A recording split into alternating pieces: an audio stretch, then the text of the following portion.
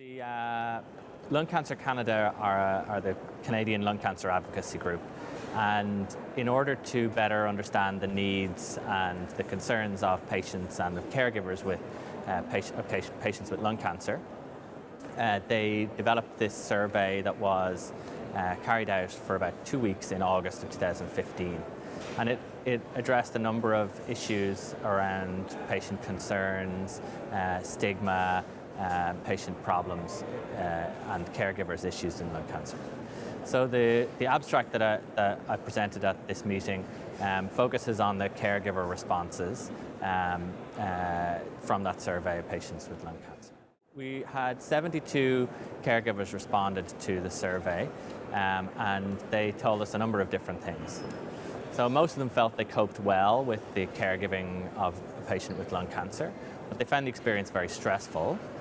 Most of them quoted dealing with their care receivers' declining health, managing their caregiving responsibilities as the primary stressors in that situation.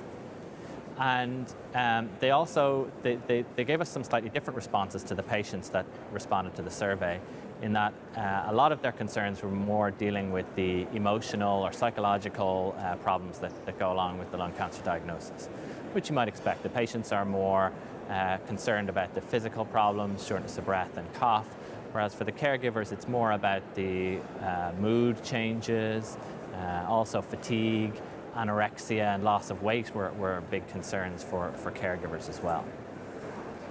Caregivers gave us some information about the financial aspect of a lung cancer diagnosis, and over half of them told us that it had a negative impact on the family's household financial situation.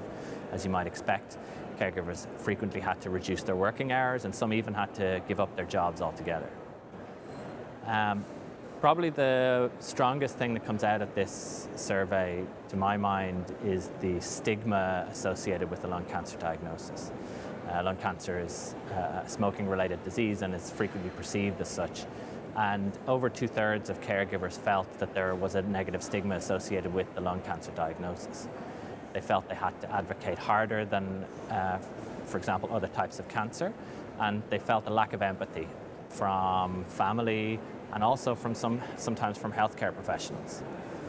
And so when we asked them what were the things that could help them to better deal with the situation, they focused on better support, better educational resources, and more financial aid as well for patients and caregivers with lung cancer.